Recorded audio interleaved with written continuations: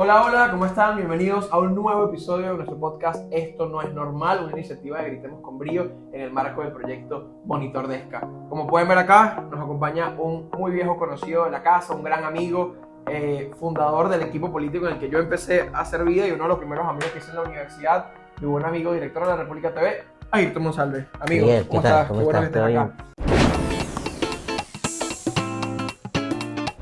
Bueno, vamos a hablar un poquito de varios temas, pero lo primero lo que hemos venido acostumbrando a nuestros últimos invitados acá, y es que nos hables un poquito sobre ti, Ayrton, para que la gente que no te conoce o la gente que te conoce poco sepa, bueno, quién es Ayrton, a qué te dedicas, qué has hecho con tu vida. Y también me gustaría ese impacto que nos vincula no solamente en nuestra vida en común, sino en los intereses de Gritemos con Brío, que es lo que fue tu paso por la universidad, que fueron tus inicios en medio del activismo y la vida pública. Bueno, en primer lugar, agradecerle a Gritemos con Brío por su invitación a este podcast Esto no es normal. Mi nombre nuevamente, bueno, Ayrton Monsalve, soy director de la República TV, egresado de la Universidad Central de Venezuela en el año 2017. Mi paso por la Universidad Central estuvo marcado, bueno, por el activismo dentro del mundo del movimiento estudiantil, en donde fundé el equipo estudiantil Hechos UCB junto a otros 8 compañeros también que en 2012 decidimos, bueno, generar esta iniciativa, este espacio, que ya está cerca de cumplir, ¿cuántos años, Miguel, ahorita? 12 años. 12 años. Está próximo a cumplir 12 años, y bueno, y creo que se destacó históricamente y se destaca por ser una casa de líderes, de jóvenes comprometidos con la autonomía universitaria. Allí en el año 2015 obtuvimos la presidencia del Centro de Estudiantes de la Escuela de Estudios Políticos y Administrativos, y desde entonces, bueno, a partir de allí se fueron dando también otras oportunidades, desde la Federación Venezolana de Estudiantes de Ciencias Políticas, realizando su primer encuentro nacional de estudiantes de Ciencias Políticas en Caracas, por aquellos años cuando la Asamblea Nacional estaba en manos de las fuerzas democráticas y estaba abierta a los ciudadanos, y los estudiantes universitarios podían entrar sin problemas y realizar sus actividades. Recordamos que allí hicimos incluso la conformación de la Junta Directiva de la Federación, y bueno, y creo que fue uno de los hitos que marcó el paso de este servidor por la Universidad Central de Venezuela, en donde, bueno, por supuesto, tuve la oportunidad de conocer a Miguel, conocerte a ti, conocer a tu equipo, y sin duda alguna, pues, han sido muchos los años que han transitado y que nos han traído hasta acá. El país ha cambiado, la situación también en la que hoy se hace política, activismo y promoción de los derechos humanos también, debido al cierre del espacio cívico, fue una de las razones por las que decidí particularmente ahondarme en el ámbito de la comunicación creativa, en conjunto también gracias a la influencia que tuve en mis estudios de posgrado. Actualmente soy especialista en periodismo y ciencias de la información, próximamente también magíster en comunicación corporativa, pero vale la pena destacar que entre los años 2017 y 2018 incursioné en el mundo del stand-up comedy, no solo haciendo comedia en bares, sino también estudiando un poco lo que era el humor en la escuela de humor, hice el diplomado de stand-up comedy, y todos esos conocimientos, si bien hoy no están materializados en un Ayrton que esté constantemente haciendo de forma personal stand-up o humor, se ven reflejados en lo que hoy es la República TV y su bandera del humor con propósito, que es adquirir las herramientas que te da el humorismo para justamente comunicar asertivamente a los jóvenes sobre qué es lo que pasa en Venezuela y romper las barreras de la censura, romper las barreras de la falta de acceso a la información pública, y por supuesto también de la desmotivación que en algunos sectores puede existir a partir de la crisis generalizada que se desata por la emergencia humanitaria compleja, la migración forzada y todos los embates de estos años. Y ahora, si nos vamos un poquito para atrás, porque bueno, la Fundación de Hechos, nuestro grupo, a los que no lo conocen, otra vez lo comento, es del año 2012. Fue en ese momento que tú viste como tu primera oportunidad de hacer trabajo en la vida pública. ¿Cómo fue ese paso? ¿Tenías influencias familiares para participar en política o fue una decisión muy personal y básicamente respondiendo a alguna necesidad tuya propia de querer participar activamente? ¿O nació eso en la universidad o tú tenías una idea desde antes? ¿Cómo fue eso? Bueno, yo pienso que a todos los jóvenes de los años 2000 nos golpeó mucho la polarización. Mi familia no escapó de eso. Por supuesto, algunos miembros de mi familia, pues, lo digo con total honestidad, pues partidarios del proyecto revolucionario, de cierto modo, y otros, en este caso mis padres, pues, por supuesto, con una visión más a favor de los actores asociados a la oposición histórica. Y siempre ese debate entre chavismo, oposición que uno veía en la escuela, en el liceo, en la familia, en reuniones familiares, pues hace que a un joven le tenga muy presente el tema político, cosa que quizás no le pasa a un chamo en Suiza, en Alemania, en Holanda, en otros países en donde los conflictos políticos no permean tanto la vida de un joven, que al entrar a la universidad se encuentra, por supuesto, con un mundo totalmente desconocido, pero ambicioso, llamativo, proactivo, como lo es el movimiento estudiantil y despierta, ¿no? Esa vocación de querer, más que entender la política, también ponerla en práctica.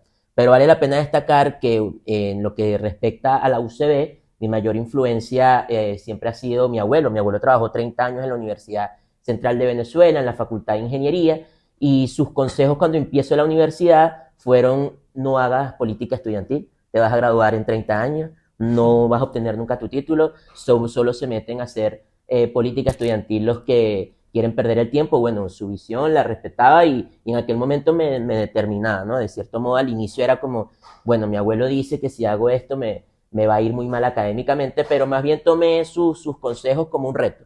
Yo ahora quiero hacer política en la universidad, pero también quiero cambiar las formas de hacer política y que el perfil del que haga política universitaria no se asocie nada más con aquellos que quizás tienen gran tiempo en la universidad y pasan más de 10 años por optar al título por X o Y razones. Yo me dediqué justamente a hacer lo que se pudo hacer a través de Hechos UCB, pero también manteniendo altos estándares académicos y de compromiso real con la Universidad Central de Venezuela. Bueno, sabes que en verdad con eso que estabas comentando, lo recuerdo muy claramente. Una de las reuniones con las que se cierran los semestres siempre en nuestra escuela de estudios políticos es en el Patiazo. El Patiazo tuyo fue en 2017, ¿no? Diciembre de 2016. Diciembre de 2016.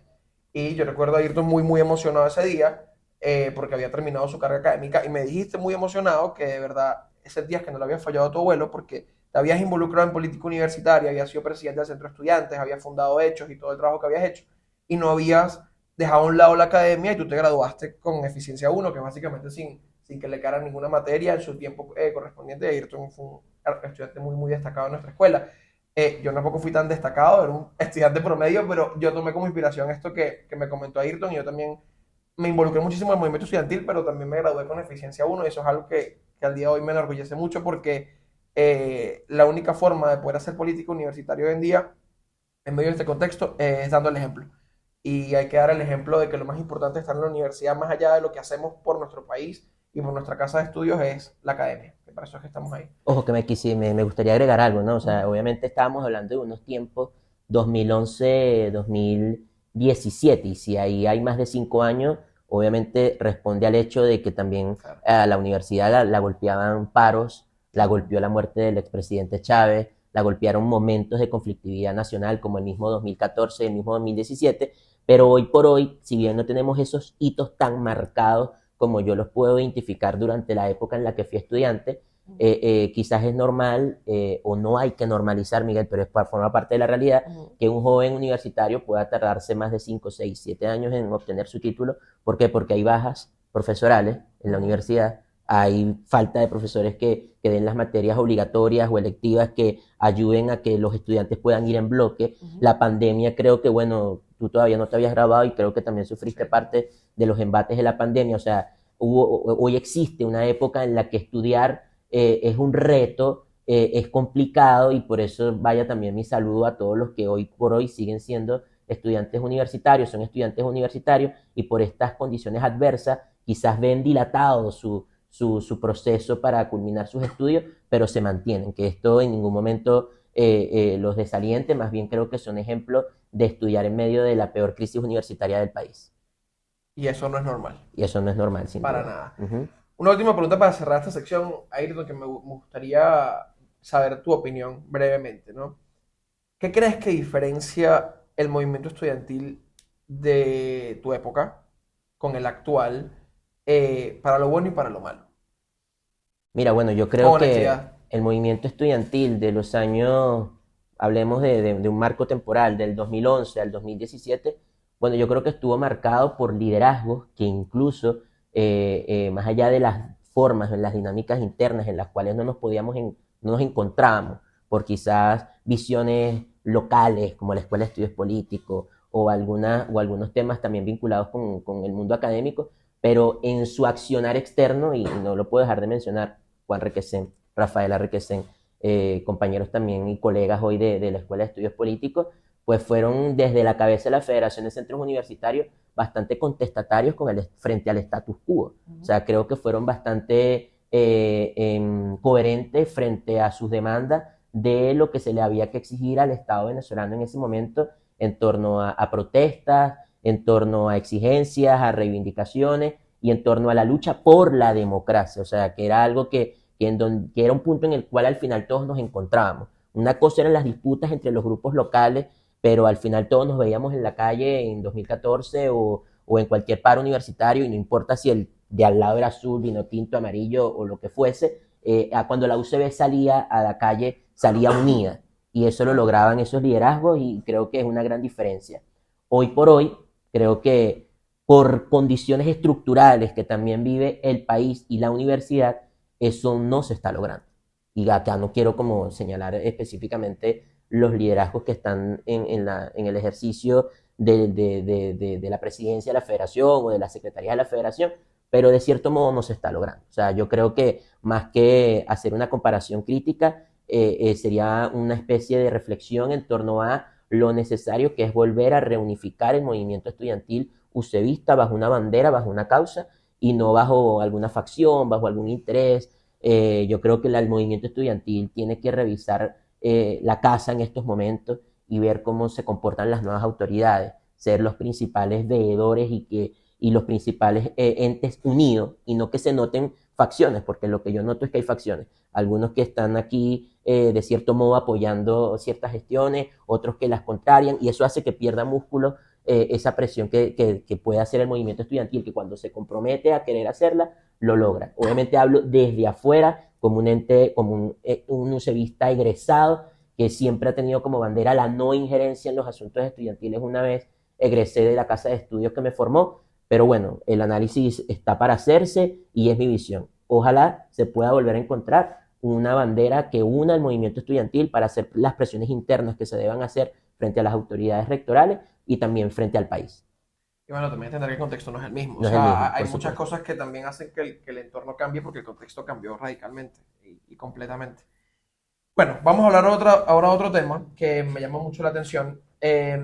Como cualquier venezolano, Ayrton, sabemos las dificultades que aunque nosotros en Caracas vivamos en una especie de burbuja, el colapso de los servicios básicos y O la otros burbuja se está rompiendo. se está Se está rompiendo, por rompiendo. supuesto. Y precisamente, claro, no siguen sin ser los problemas tan drásticos que viven nuestros compañeros en las regiones, pero en Caracas ya empezamos a notar algunas fallas.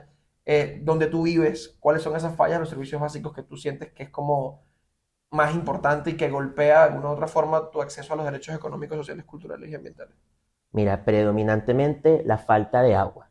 Yo creo que ahora nosotros en Caracas, en el oeste de la ciudad, en Catia, en cualquier parte, pero sobre todo desde la realidad del oeste, se habla de esa imperiosa necesidad de tener que llenar hasta las cucharas cuando llegue el agua, ¿no? O sea, hay que tener tanque, hay que hacer una inversión en tanque que no todos pueden hacer para que puedas almacenar agua con mayor facilidad, y aún así a veces ni el mismo tanque cilíndrico de no sé cuántos mililitros no se da abasto, y hay que llenar pipotes, hay que llenar puñetes de pintura, hay que llenar, bueno, hasta cucharillas. O sea, sonará jocoso, pero es el extremo de que cuando tú escuchas que esa tubería está llegando el agua, bueno, se paraliza todo lo que estás haciendo, si estás haciendo home office o si estás trabajando, si estás jugando, si estás descansando, pues te toca pararte a hacer lo que tengas que hacer, fregar, lavar, llenar agua, entre otras cosas, y yo pienso que eso no es normal. No es normal porque imagínate, a veces incluso domingo, y en la única oportunidad de agua te dicen por el grupo del condominio, de tu calle o de la vereda donde vivas,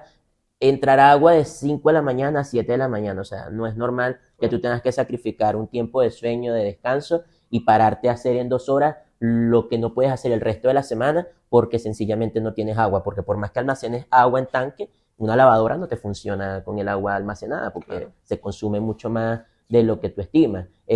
Puedes medianamente cocinar con estas ollas, pero entonces eso genera otros problemas. Tienes que estar pendiente del dengue, tienes que estar pendiente de todo esto que puede traer el almacenamiento de agua. Y últimamente las fallas de luz. Quizás no son como nuestros amigos del Táchira, quizás no son como nuestros amigos en Bolívar, bueno, en Bolívar por el Guri no deberían tener tantos, pero me he enterado que también se les dan bajones, pero en Incluso ya en la Caracas, región central, Valencia, Valencia, Carabobo, Carabobo, San Estado de Diego, Aragua, está pasando bastante. pasa muchísimo que pasan entre 4 o 6 horas sin luz. He escuchado que recientemente en el extremo occidente del país, en Mérida y en Táchira, desde hace una semana, por supuestamente la activación de una planta termoeléctrica, se han cerrado un poco las brechas de los cortes de luz, pero no se han eliminado. Entonces no se puede agradecer que es que ya no sean 6 y sean 4, siguen siendo 4. No es normal tener que pasar ni siquiera 10 minutos sin luz por culpa Pero volviendo a la capital, no es sistema. ni una hora, pero es la zozobra de sentir el bajón. Se te apaga el aire, se te prende. Ahora Caracas parece, no sé, La Guaira o un desierto y ha tocado también hacer esfuerzos en temas de aire acondicionado y tú sientes, ¿no? Cuando se apaga, cuando se prende, cuando vuelve. Tener inversión para temas de protectores a las neveras. O sea, te pone a gastar más. Esta crisis te pone a gastar mucho más de lo que tú crees porque tienes que proteger tus equipos para no gastar el doble, ¿no? Prefieres gastar en un protector para la nevera a que se te queme la nevera. Bueno, eso está pasando en Caracas, por eso yo digo, la burbuja se está rompiendo. Y bueno, obviamente como bien ustedes saben, y también tú sabes, porque bueno, Ayrton conoce nuestro trabajo y las iniciativas en las que participamos, pues nosotros como Monitor Desca hemos venido recabando información constantemente y documentando acerca de las vulneraciones a los derechos económicos, sociales, culturales y ambientales en el país. Y estamos introduciendo una nueva sección en estos podcasts para poder socializar con la gente información que recogen nuestros coordinadores en cada uno de los estados y nuestros activistas. Tengo por acá una información, por eso es que tenía el teléfono en la mano, de algunas temáticas en temas de fallas en los servicios públicos en el estado Lara, particularmente en Barquisimeto. Información recogida por nuestro equipo en Lara con nuestro coordinador Juan Quintero, que menciona que en Barquisimeto 150 familias se vieron afectadas por la explosión de un transformador, que en el sector Cruz Blanca más de 60 hogares conviven con un bote de aguas negras y el servicio de recolección de basura es deficiente y la comunidad pasa hasta 15 días con desechos acumulados. Este tipo de cosas obviamente tienen un impacto aún mayor en las regiones, como veníamos comentando, porque para el gobierno pues parece una especie de razón de Estado mantener Caracas lo más impoluta posible, aunque ya se está yendo de las manos, pero se están olvidando de las regiones, que es donde golpea aún más pues, las deficiencias en los servicios básicos y todo lo que se traduce en vulneraciones a los derechos humanos de todos los ciudadanos de estos estados. Y yo creo que es algo importante y es siempre tener un espíritu de solidaridad y empatía como ciudadano de Caracas, de la capital, con estas regiones y mandar un mensaje a que, porque se han escuchado a veces en redes y tal, esto ha generado hasta ciertas rencillas entre otros estados y Caracas, pero la población, los ciudadanos, no tenemos la culpa. Tú muy bien lo has dicho, es una decisión de Estado beneficiar de cierto modo a la capital de los pocos recursos energéticos que se tienen. Y bueno, sí, obviamente terminas tú pasando más horas de luz, al igual que yo, que por ejemplo lo que te está comentando Juan Quintero desde Barquisimeto, pero que siempre enfilemos la denuncia, la queja o estos reportes a la responsabilidad que tiene el Estado y no nos quedemos en las diatribas que se puedan generar a veces de, claro, como tú eres de Caracas, bueno, no tengo la culpa de ser de Caracas, más bien me solidarizo y soy empático frente a tu situación y si puedo alzar la voz por ti, pues lo hago, ¿no? Claro, claro. Bueno, vamos a dar otro tema que es muy importante, como ven ahí termino completamente uniformado, la iniciativa de la que quiero que conversemos, que es la República TV. ¿Cómo nace la República TV? ¿Cuál es el background detrás del nacimiento de la organización o de la iniciativa? ¿Y cuál es el trabajo que vienen haciendo desde hace cuántos años ya la República? Desde el 2020 estaríamos hablando ya de 4 años. Casi 4 años. Sí. Cuéntame. Bueno, sin duda alguna tiene una experiencia súper personal, que es el tema de cuando recién graduado, pues opté por el tema de incursionar en el mundo del humor, pero sin pensar que eso iba a repercutir o a generar en la República TV, ¿no? Sino pensaba yo que podía dedicarme a generar contenido de manera individual. Para eso, bueno, hice varios cursos de humor. El primero de ellos fue con el comediante y guionista Rubén Morales, fue mi primer profesor de comedia. Con el que luego años más tarde hice uno de elaboración de sketch y también hice el diplomado de stand-up comedy de la Escuela del Humor. Llegué a presentarme, no sé, más de 10 veces en distintos bares. En aquel momento estaba probando material en la Quinta Bar, Teatro Bar, En Cúsica. en También te presentaste Cúsica, el una vez. Cúsica Fest, no Cúsica Fest, no, en el Cúsica de Cúsica, sí, Latillo, en el local. en Teatro Bar cuando Gabo Ruiz era el host, llegué a participar en la liga de stand-up comedy, entre otras cosas, y aún en ese momento no me sentía, o sea, tenía una evolución notable, pero cayó la pandemia y eso en mi caso, que no tenía mucha experiencia como tenían otros comediantes que lograron superar la pandemia y hoy por hoy se mantienen y siguen haciendo lo que hacen, a mí la pandemia, bueno, me condicionó de muchas formas, ¿no? Fue el encierro, fue reinventarse también en muchos aspectos de mi vida profesional, personal, entre otros ámbitos, y esos conocimientos que tenía los quise colocar a disposición de, bueno, un formato digital. Y ese formato digital, en principio, se materializa con crear ciertas noticias satíricas o ciertos memes que yo mismo difundía en mi cuenta personal. Hasta que me di cuenta que no podía seguir como ligando contenido propio de Ayrton con esto que de repente irrumpía en mi feed de Instagram o en mis redes sociales personales, y es cuando se da la oportunidad de conceptualizar la marca de la República TV y crearle sus cuentas propias para diseminar e informar. Me recuerdo que las primeras noticias tenían un perfil muy enfocado con la misma pandemia, noticias satíricas sobre la repartición de vacunas, sobre los controles extremos que se estaban tomando en ese momento, de cómo el Estado aprovechó la pandemia para cerrar más el espacio cívico. Y poco a poco, bueno, se fue creciendo y se fue consolidando lo que es hoy la República TV como una plataforma comunicacional que busca utilizar la comunicación creativa para informar a jóvenes de manera rápida, sencilla, a través de formatos que en su momento también fueron las noticias satíricas, pero que hoy por hoy nuestro formato rey es el meme.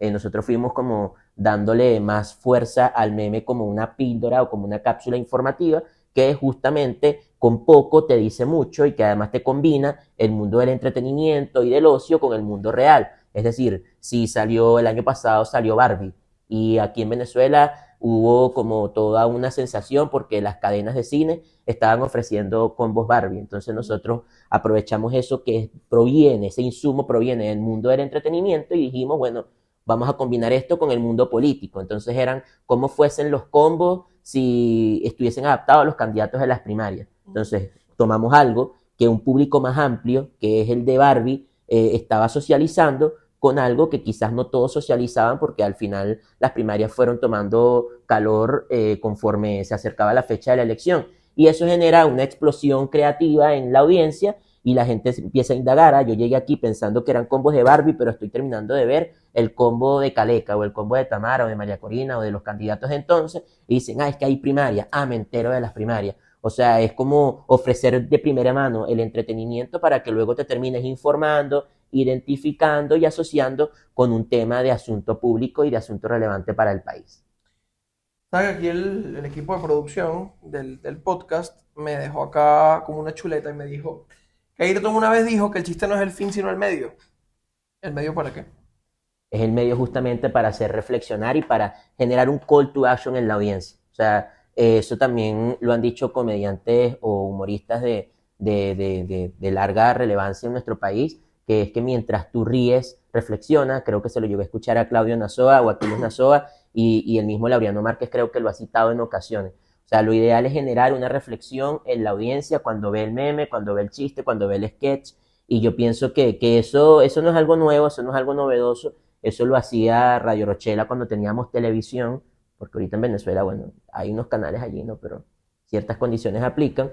Pero en su momento, cuando se permitían estos formatos libres de expresión como Radio Rochela, mira, yo llegué a ver allí cómo hacían sátira del expresidente Caldera y al final del sketch se apersonaba Caldera en el sketch. O sea, él sabía que incluso aunque lo criticasen, el estar presente en el imaginario colectivo a través del humor, a lo mejor no le sumaba votos, pero estimulaba la participación política de manera sana, de manera pacífica, como hoy lamentablemente no se puede hacer, ¿no? Todo eso está en Entonces, YouTube, lo pueden ver. entonces sin duda Bueno, alguna, yo pienso que allí no era el chiste por el chiste, era el chiste a favor de la participación política, de la tolerancia, del respeto, como nosotros lo queremos hacer y como nosotros lo hacemos en formatos más recientes, ¿no? Adaptados a las tecnologías de información y comunicación de hoy en día. Y es que cada vez que nosotros hacemos un meme, lo hacemos con la intención de informar, de que te quede algo del mundo real, del mundo político, del mundo de los derechos humanos,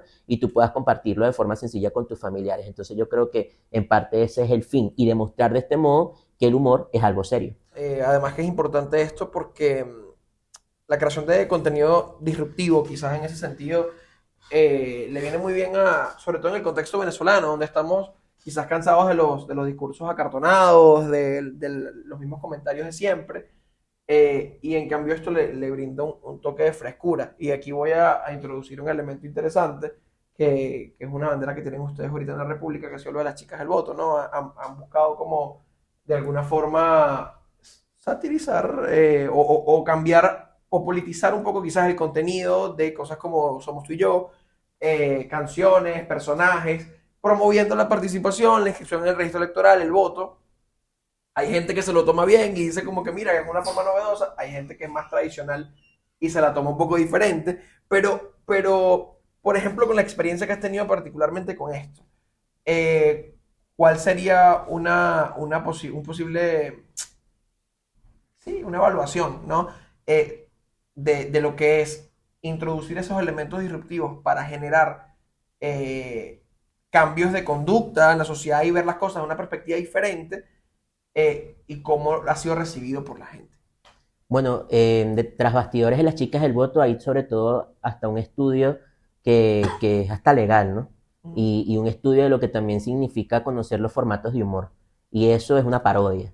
Y gracias a que nos amparamos bajo la parodia, aunque confiaría yo que jamás hubiesen tenido la intención de denunciar el contenido, bajo la parodia tú puedes utilizar contenido que tengan derechos de autor y no ser imputado de plagio o de violación de estos derechos. ¿Por qué? Porque sencillamente tú no estás utilizando estos formatos para incrementar tus ingresos o para generar ingresos o para simular que le estás dando continuidad a esa serie. O sea, se está haciendo, por ejemplo, el guiño a Somos tú y yo, parodiando o recreando personajes que tienen conductas similares a alguna de las protagonistas de esta serie, y la selección de esta serie es porque yo creo que, bueno, a lo mejor tú tendrías 5, yo tendría 10, otros tendrían 3, otros tendrían 14, pero Somos tú y yo cuando salió marcó a toda una generación, desde bebitos hasta adolescentes y hasta casi adultos pasando a la adultez. O sea, creo que fue el último boom de producción juvenil que tuvo la televisión venezolana a través del canal Venevisión,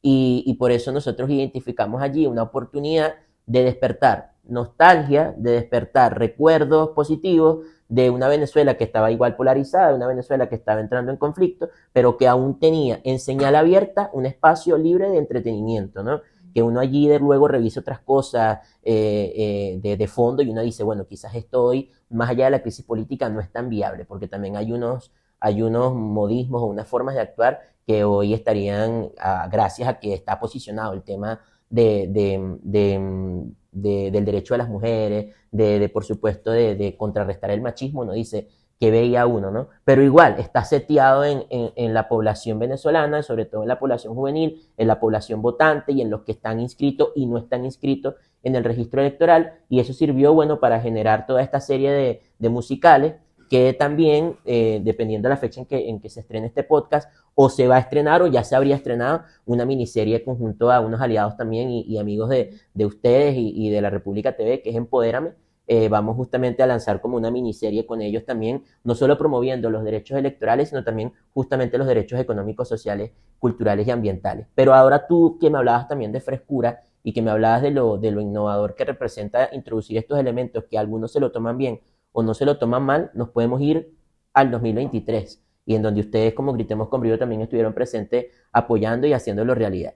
¿Quién se iba a imaginar que una plataforma que predominantemente utiliza el humor podría, junto a una coalición de organizaciones, entre las que estaba Gritemos con Brío, la Escuela de Gobierno Mercedes Pulido y otras tantas, organizar el primer y único debate entre candidatos a primaria, que bueno, que fue una competencia de la que se lavaron las manos los canales privados en el país y los públicos? Porque aunque se espera que los públicos no lo hagan, también hubiese sido su responsabilidad. Hace poco el INE, el Instituto Nacional Electoral de México fue el que organizó el primer debate entre candidatos presidenciales. Eso es una competencia de Estado.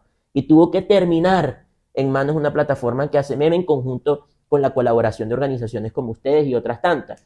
¿Qué significa eso? Que bueno, que el trabajo creativo que se ha venido impulsando desde la República TV ha generado callo y ha generado validación en sectores de la sociedad civil que han entendido que hacer un meme en materia de derechos humanos no es banalizar la crisis de derechos humanos, que hacer un meme de un político no es atacar al político, porque en sus inicios teníamos ese problema, le hacías un meme a X de los mismos sectores democráticos y aquella ofensa. Yo creo que hoy por hoy han normalizado, y eso sí es normal que el humor cuestione al poder y a quien aspire al poder. Entonces creo que eso ha calado muy bien en los sectores democráticos del país, y una muestra de ello fue la oportunidad que nos dio el país, Venezuela y las organizaciones y los mismos candidatos que accedieron finalmente a presentarse el pasado 12 de julio del año 2023 en el aula magna de la Católica Andrés Bello para hacer realidad lo que fue el debate de las primarias.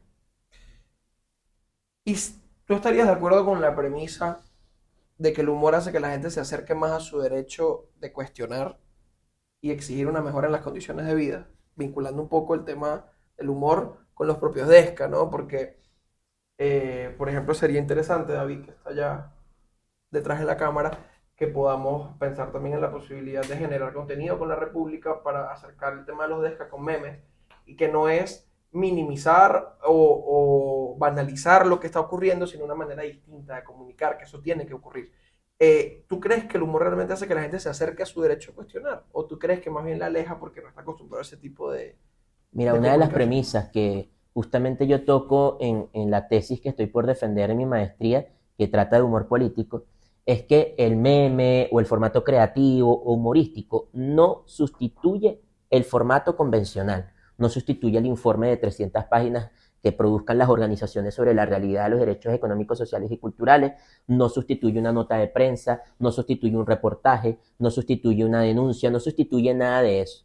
Simplemente sirve de catalizador para acelerar el acercamiento de estos hallazgos con audiencias que, por la crisis de telecomunicaciones que tiene el país, de Internet, por la crisis económica que demanda mayores horas de trabajo para poder subsistir, no tienen el tiempo para leerse todos estos productos. No tienen el tiempo por más interesados que estén. Una persona que trabaja en una zapatería en San Fernando de Apure, se para a las 8, termina a las 7 de la noche su jornada, tiene que esperar una hora de cola para poder montarse en su transporte e irse a su sector, llega, tiene que cuadrar la hora con la luz, tiene que cuadrar la hora de cocinar, el agua, qué hora llega el agua, en qué momento se va a leer el informe de 30 páginas de Gritemos con Brío de los derechos económicos, sociales y culturales, que no minimiza el trabajo que ustedes hacen o que hace X organización, lo pongo como ejemplo, porque eso puede ser bandera para justamente hacérselo llegar a los medios, a los organismos de protección de derechos humanos a nivel internacional, a las relatorías de Naciones Unidas, de la Comisión Interamericana de Derechos Humanos